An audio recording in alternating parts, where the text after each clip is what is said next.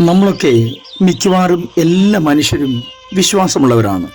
സത്യത്തിൽ നമ്മുടെ വിശ്വാസം ഏത് നിലയിലാണ് എന്ന് മനസ്സിലാക്കുമ്പോഴാണ് ഇതാണോ വിശ്വാസം എന്ന ചോദ്യം ഉയരുന്നത്. അതായത് മിക്കവാറും പല ആളുകൾക്കും വിശ്വാസമുണ്ട്, ശുഭാപ്തി വിശ്വാസമില്ല. ശുഭാപ്തി വിശ്വാസമില്ലാതെ വെറുതെ നമ്മൾ വിശ്വാസമുണ്ട് എന്ന് പറയുമ്പോൾ പലപ്പോഴും അവിശ്വാസത്തിൻ്റെ സാന്നിധ്യവും വളർച്ചയും അവിടെ ഉണ്ടാകാൻ സാധ്യതയുണ്ട്. അതായത് സംഭവിക്കാൻ കൂടുതൽ സാധ്യതയുണ്ട് എന്ന് നമ്മൾ മനസ്സിലാക്കുമ്പോഴും സംഭവിക്കാൻ സാധ്യതയില്ല എന്ന് വിശ്വസിക്കാൻ ഒരു പ്രയാസവുമില്ല. ഇങ്ങനെ പലരും നെഗറ്റീവ് വിശ്വാസത്തിന് അടിമകളായി തീരുകയാണ് ചെയ്യുന്നത്. അതുകൊണ്ട് എന്ത് സംഭവിക്കുന്നു? സാധ്യതയുള്ള പല കാര്യങ്ങൾ പോലും നമുക്ക് മരീചികയായി മാറിക്കൊണ്ടിരിക്കുകയാണ്. ഇന്നത്തെ സന്ദേശം ഒറ്റ വാക്കിലങ്ങ് പറഞ്ഞാൽ, നിങ്ങളുടെ വളർച്ച നിങ്ങളുടെ കയ്യിൽ മാത്രമാണ്, അത് അപരൻ്റെ കയ്യിലല്ല. ഇന്നും നമുക്ക് യേശുവിനോടുകൂടെ യാത്ര തുടരാം. ചില നിമിഷങ്ങളിലെ തുടർധ്യാനത്തിനായി വിശുദ്ധ യോഹന്നാൻ എഴുതിയ സുവിശേഷം 11-ാം അധ്യായം 44-ാം വാക്യം വായിക്കട്ടെ. മരിച്ചവൻ പുറത്തു വന്നു. ആ വാക്യത്തിൻ്റെ പൂർത്തിയായില്ല, ആയാലും അത് പൂർത്തീകരിച്ചേക്കാം. ഇങ്ങനെയാണ്: അവൻ്റെ കാലും കൈയും ശീല കൊണ്ട് കെട്ടിയും മുഖം റുമാൽ കൊണ്ട് മൂടിയുമിരുന്നു. അവൻ്റെ കെട്ട് അഴിപ്പിൻ, അവൻ പോകട്ടെ എന്ന് യേശു അവരോട് പറഞ്ഞു. മരിച്ച് ശവസംസ്കാരവും കഴിഞ്ഞ് 4 ദിവസത്തിന് ശേഷം ആ മൃതശരീരം ജീവനുള്ളതായി തീരുമെന്ന് സ്വാഭാവികമായിട്ട് നമുക്ക് വിശ്വസിക്കാൻ പ്രയാസമുള്ള കാര്യമാണ്. എന്നാൽ ഇവിടെ ഒരു കാര്യം നമ്മൾ ശ്രദ്ധിക്കേണ്ടത്, ഈ മരിച്ചുപോയ ആൾ അല്ലെങ്കിൽ ലാസർ യേശുവിൻ്റെ സ്നേഹിതനായിരുന്നു. ലാസറിൻ്റെ സഹോദരിമാരായ മാർത്തയും മറിയയും യേശുവിന് ഒട്ടും അപരിചിതർ അല്ലായിരുന്നു. ഏതെങ്കിലും നിലയിലുള്ള അർത്ഥശങ്കയ്ക്കിടയില്ലാത്ത നിലയിലാണ് അപ്പോസ്തലനായ യോഹന്നാൻ ഇങ്ങനെ പറഞ്ഞിരിക്കുന്നത്: മരിച്ചവൻ പുറത്തു വന്നു. വിശുദ്ധ ലൂക്കോസിന്റെ സുവിശേഷം 10-ാം അധ്യായം 38-ാം വാക്യം മുതൽ നോക്കുമ്പോൾ, ഈ മരിച്ചുപോയ ലാസറിന്റെ വീട്ടിൽ യേശു തമ്പുരാൻ വന്ന് ലാസറിന്റെ സഹോദരിമാരായ മാർത്തയ്ക്കും മറിയയ്ക്കും വചനം പറഞ്ഞു കൊടുത്തു, അല്ലെങ്കിൽ വചനം പഠിപ്പിച്ചു എന്ന് വിശദമായിട്ട് രേഖപ്പെടുത്തിയിട്ടുണ്ട്.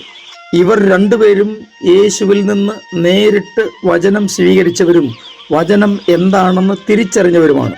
ഇപ്പോൾ നമ്മൾ കണ്ട വിശുദ്ധ ലൂക്കോസിന്റെ സുവിശേഷത്തിൽ യേശുവിനെ ആദ്യം ഓടിച്ചെന്ന് സ്വീകരിക്കുന്നത് മാർത്തയാണ്. ലാസറിനെ ഉയർപ്പിക്കുന്ന സംഭവത്തോടുള്ള ബന്ധത്തിലും യേശു തമ്പുരാൻ ആ ഗ്രാമത്തിലേക്ക് വന്നു എന്നറിഞ്ഞിട്ട് ആദ്യം ഓടിയെത്തുന്നത് മാർത്തയാണ്. ആദ്യം ഓടിയെത്തുന്ന വെച്ച് അധികം വിശ്വാസമുണ്ട് എന്ന് നമ്മൾ ധരിക്കരുത്. അത് ചിലരുടെ ഒരു ക്വിക്ക് ആക്ഷനാണ്, പെട്ടെന്നുള്ള ഒരു പ്രതികരണം. ഇവിടെയും അത്രയും മാത്രം ചിന്തിച്ചാൽ മതി. കാരണം മാർത്തയുടെ വായിൽ നിന്ന് വരുന്ന വാക്കുകൾ അങ്ങനെ തന്നെയാണ് നമുക്ക് മനസ്സിലാക്കി തരുന്നത്. Action without faith. തൻ്റെ ഹൃദയത്തിലെ മുഴുവൻ സങ്കടങ്ങളും അതുപോലെ അറിയിക്കാൻ യേശു വന്നല്ലോ എന്ന് വെച്ച് ഓടിച്ചെന്ന മാർത്ത എന്നാൽ ചെയ്തത് മറ്റൊന്നാണ്. അവൾ യേശുവിനോട് സംസാരിക്കാൻ തുടങ്ങി.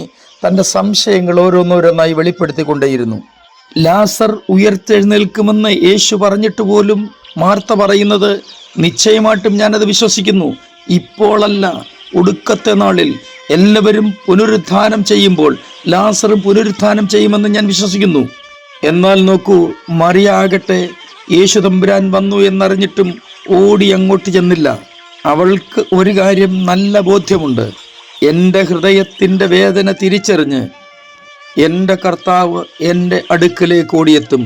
പ്രിയരെ, നിങ്ങളുടെ വേദന പങ്കുവയ്ക്കുവാൻ ആരുമില്ല എന്നോർത്ത്, നിങ്ങൾ ഒറ്റപ്പെട്ടു പോയല്ലോ എന്നോർത്ത്, ഇനി എന്ത് ചെയ്യുമെന്ന് ഒക്കെ ഓർത്ത് ഭാരപ്പെടാൻ വരട്ടെ. ഏത് നിലയിലുള്ള സങ്കടങ്ങളിലാണ് നിങ്ങൾ പോകുന്നതെങ്കിലും, എത്ര നിരാശയുടെ അനുഭവത്തിലൂടെയാണ് നിങ്ങൾ കടന്നു പോകുന്നതെങ്കിലും, ആശ്വാസത്തിനായി ഇന്ന് കർത്താവ് നിങ്ങളെ തേടിയെത്തുമെന്ന് വിശ്വസിക്കാൻ കഴിയുമെങ്കിൽ അത് അങ്ങനെ തന്നെ സംഭവിക്കും. യേശു എന്നെ തേടിയെത്തും, എൻ്റെ സങ്കടത്തിന് പരിഹാരം യേശുവാണ്, യേശു എന്നെ തേടി വരുമെന്ന് നല്ല ഉറപ്പോടെ അവളിരുന്നു. അപ്പോഴാണ് ആ വാർത്ത അവളുടെ കാതുകളിൽ എത്തുന്നത്: ഗുരു വന്നിട്ടുണ്ട്, നിന്നെ അന്വേഷിക്കുന്നു. അവൾ ഓടിച്ചെന്ന് നാഥൻ്റെ പാദപീഠത്തിലിരുന്ന് കരയാൻ തുടങ്ങി. അല്ലാതെ ഒരു ആർഗ്യുമെൻസിനും ഒരുവിധമായ ക്ലാരിഫിക്കേഷനും കർത്താവിൻ്റെ അടുക്കൽ ചോദിക്കാൻ പോയില്ല. ചില സമയങ്ങളിൽ അങ്ങനെ തന്നെ എല്ലാവർക്കും എല്ലാം ഒന്നും പറയാനും പ്രകടിപ്പിക്കാനും ഒന്നും കഴിയില്ല. അതിനുവേണ്ടി ദൈവം തന്നിരിക്കുന്ന ഏറ്റവും പ്രധാനപ്പെട്ട ഒരു കാര്യമാണ് കണ്ണുനീർ എന്ന് പറയുന്നത്. കണ്ണുനീർ കണ്ടാൽ ലോകത്തിന് വേണ്ടുവണ്ണം മനസ്സിലാകത്തില്ല എന്തിനാ കരയുന്നത്, ആ കരച്ചിലിൽ ആ സങ്കടത്തിന് എത്രമാത്രം ആഴമുണ്ട് എന്നൊക്കെ.